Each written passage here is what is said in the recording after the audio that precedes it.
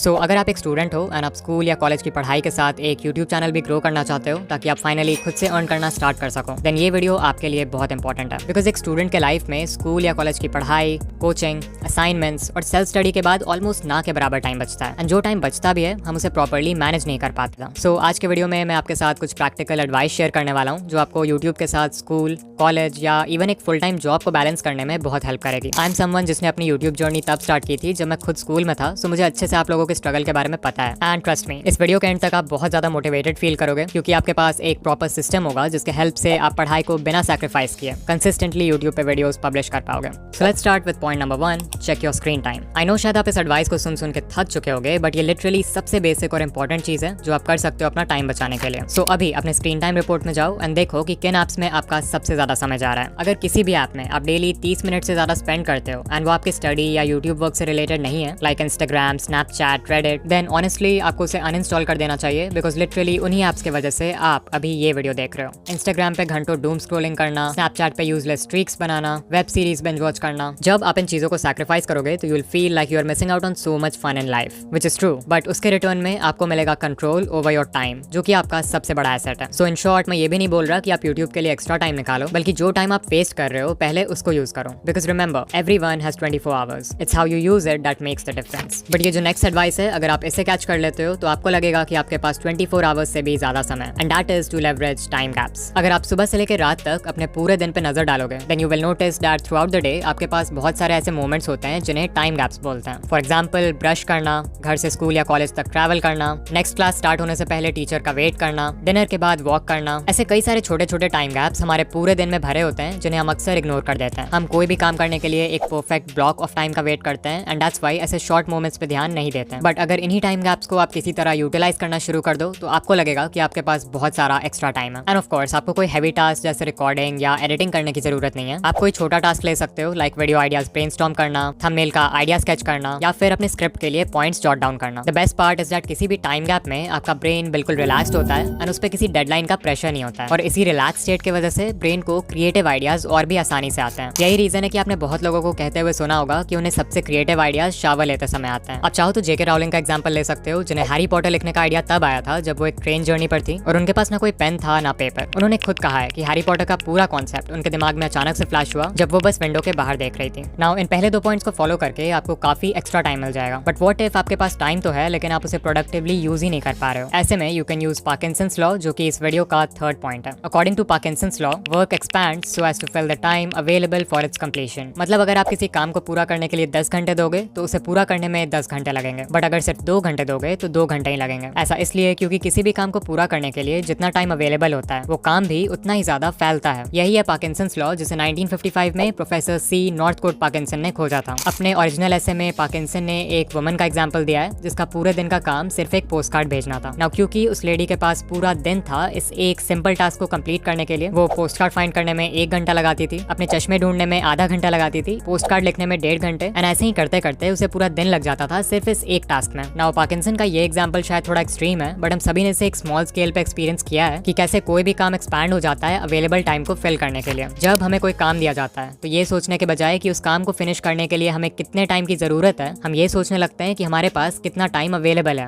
Time needed versus time available. ध्यान से समझो क्योंकि इन दोनों में बहुत फर्क है। शायद आपको एक वीडियो की स्क्रिप्ट फिनिश करने में 4 से 5 घंटे ही लगता है, बट अगर संडे है तो शायद आप सोचो कि मेरे पास तो स्क्रिप्ट फिनिश करने के लिए आज का पूरा दिन है। ऐसे में फिर हो ही नहीं सकता कि वो स्क्रिप्ट 4 से 5 घंटे में फिनिश हो जाए। इंस्टेड आपका काम पूरा दिन, जो कि अवेलेबल टाइम है, उसमें फिट होने के लिए एक्सपैंड हो जाएगा। दिस मीन्स कि आप बहुत ज्यादा टाइम ओवर प्लानिंग और ओवर थिंकिंग में वेस्ट कर दोगे। आप परफेक्शनिज्म को चेस करने लगोगे, आप डिस्ट्रैक्ट भी ज्यादा होगे, लाइक फोन चेक करना, अननेसेसरी ब्रेक्स लेना, एंड ओवरऑल आपका फोकस भी कम होगा बिकॉज सबकॉन्शियस लेवल पे आपके ब्रेन को पता है कि मेरे पास तो अभी पूरा दिन बाकी है। नाउ अब आपका क्वेश्चन होगा कि पार्किंसंस लॉ को समझ के हम अपने टाइम को बेटर यूटिलाइज कैसे करें? वेल, इसका एक बहुत ही सिंपल सा सॉल्यूशन है और वो है आर्टिफिशियल डेडलाइन सेट करना। लेट्स अज्यूम कि कॉलेज से एक असाइनमेंट मिला है जो कि आपको कल सबमिट करना है, एंड क्योंकि अभी दोपहर के 2 ही बज रहे हैं तो टेक्निकली आपके पास पूरा दिन है उसे कंप्लीट करने के लिए। बट क्योंकि आपको पार्किंसंस लॉ के बारे में पता है, आप अपना फोन लेते हो और उसमें 2 घंटे का टाइमर लगा देते हो, बिकॉज यू नो कि इतना समय आपके असाइनमेंट के लिए सफिशिएंट है। ये हो गया एग्जांपल एक आर्टिफिशियल डेडलाइन का, जो कि आपके रियल डेडलाइन से बहुत छोटा है। इससे आप इंस्टेंटली ज्यादा फोकस्ड फील करोगे, डिस्ट्रैक्शंस कम होंगे, एंड आप परफेक्शनिज्म को भी चेज नहीं करोगे। इवन इलॉन मस्क ने कहा है कि पेशेंट रहना बंद करो और खुद से पूछो कि मेरा जो 10 ईयर प्लान है मैं उसे 6 मंथ्स में कैसे अचीव कर सकता हूँ। शायद आप फेल हो जाओ, लेकिन फिर भी आप उस इंसान से बहुत आगे रहोगे जिसने सिंपली ये एक्सेप्ट कर लिया कि मुझे 10 साल लगेंगे। सो या इस लॉ का यूज करके आप होमवर्क, असाइनमेंट्स या किसी टेस्ट के लिए प्रिपेयर करते वक्त अपना काफी टाइम बचा सकते हो, जिससे फिर यूट्यूब के लिए आपके पास एक्स्ट्रा टाइम होगा। हमारे लिस्ट का अगला पॉइंट है बैचिंग, और ये एक प्रोडक्टिविटी टेक्निक है जहां आप सिमिलर टास्क को स्ट्रैटेजिकली ग्रुप करके एक साथ करने की कोशिश करते हो। To understand this, imagine that you are a chef and you know कि आज पूरे दिन में आपको 5 अलग अलग डिशेस बनाना है। सो आपने नोटिस किया कि इन 5 डिशेस की रेसिपी में ना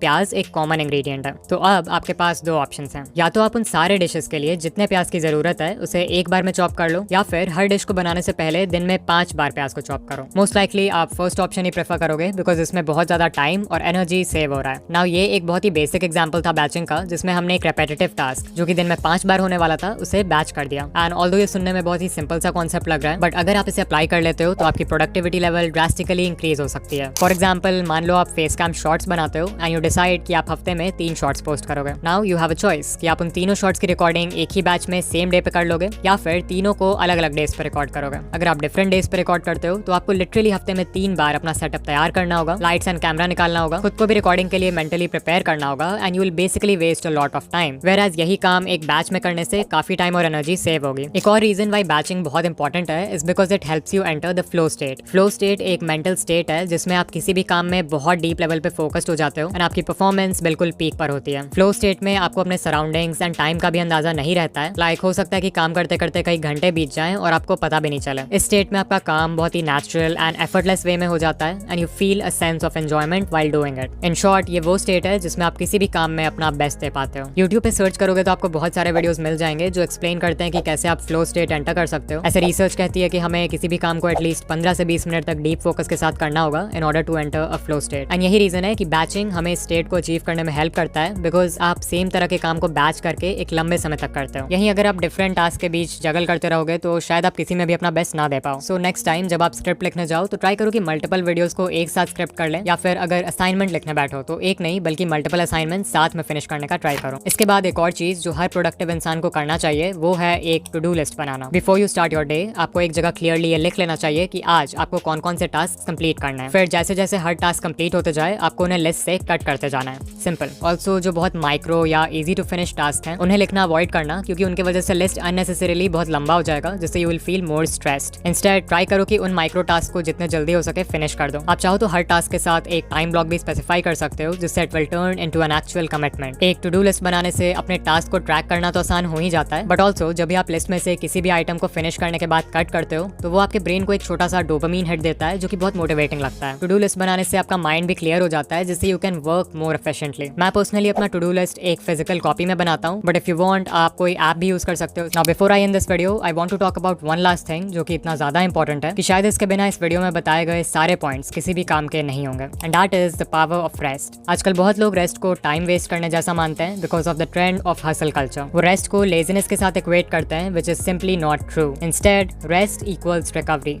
आपका माइंड और बॉडी भी एक स्मार्टफोन जैसा ही है। बिना प्रॉपर रेस्ट के आप हर टास्क में स्लो और लेस एफिशिएंट होगे, आपकी क्रिएटिविटी कम होगी, आप हेल्थ इश्यूज फेस करोगे, एंड जस्ट लाइक एक फोन एक्सट्रीम स्ट्रेस में खुद को शट डाउन कर देता है, you will also face a burnout when your mind and body can't take it anymore. Now it's important कि हम इंटेंशनल रेस्ट और माइंडलेस रेस्ट के बीच के डिफरेंस को क्लियर करें, बिकॉज सही से रेस्ट करने के बाद आपको और फ्रेश फील होना चाहिए, ना कि डिस्ट्रैक्टेड। इंस्टाग्राम और यूट्यूब पे डूम स्क्रॉल करना, वेब सीरीज बिंज वॉच करना, गेम्स खेलना जब आपका कोई गेमिंग चैनल भी नहीं है, ये सब सरफेस लेवल पे रेस्ट करने जैसा लग सकता है, बट असलियत में आप सिर्फ खुद को रिस्पॉन्सिबिलिटीज से और स्ट्रेस से डिस्ट्रैक्ट कर रहे हो। रिमेंबर कि प्रॉपर रेस्ट हमेशा इंटेंशनल होता है, so don't just lie down without any intent. Instead have a plan कि आप कितनी देर रेस्ट करोगे और कैसे रेस्ट करोगे। लाइक जरूरी नहीं कि हर समय आपको सेम तरह के रेस्ट की जरूरत हो। अगर आप मेंटली टायर्ड हो तो आप आइज क्लोज करके मेडिटेट कर सकते हो, या फिर किसी शांत जगह जाके कोई काम म्यूजिक सुन सकते हो। Let's say you are physically tired तो आप एक क्विक नैप ले सकते हो, थोड़ी लाइट स्ट्रेचिंग कर सकते हो, या फिर शावर ले सकते हो। If you are emotionally tired then you should talk to someone. इसके अलावा जर्नलिंग करते हैं बहुत लोग, या नेचर में टाइम स्पेंड कर सकते हो आप। फिर मान लो क्रिएटिव लेवल पे टायर्ड हो आप, तो you can change your environment, जिससे आपको बेटर आइडियाज आएंगे। The key here is to identify कि आपके माइंड एंड बॉडी को एट द मोमेंट किस चीज की जरूरत है। इसके अलावा कुछ चीजें तो एसेंशियल हैं जिनके साथ आप बिल्कुल भी नेगोशिएट नहीं कर सकते, like 8 hours of consistent sleep and staying hydrated. Also चाहे स्टडीज हो या फिर यूट्यूब, इट्स रियली इंपॉर्टेंट कि हम अपने आइज का ध्यान रखें, बिकॉज हमारा स्क्रीन टाइम बहुत ज्यादा हो जाता है। You can use the 20-20-20 rule, which says कि अगर आप स्क्रीन पे काम कर रहे हो तो आपको हर 20 मिनट के बाद 20 फीट दूर रखे किसी चीज को 20 सेकंड के लिए देखना चाहिए। इससे आपके आइज के मसल्स रिलैक्स रहेंगे और आई स्ट्रेन रिड्यूस होगा। इसके अलावा आप कुछ बेसिक एक्सरसाइजेस कर सकते हो आइस के लिए, लाइक इन्फिनिटी एक्सरसाइज, जिसमें आपको 10 फीट दूर एक इन्फिनिटी सिंबल को इमेजिन करना है और फिर उसे अपने आइस से स्लोली 1 मिनट तक ट्रेस करना है। सो पहले 30 सेकंड क्लॉकवाइज डायरेक्शन में ट्रेस कर सकते हो और नेक्स्ट 30 सेकंड्स एंटी क्लॉकवाइज।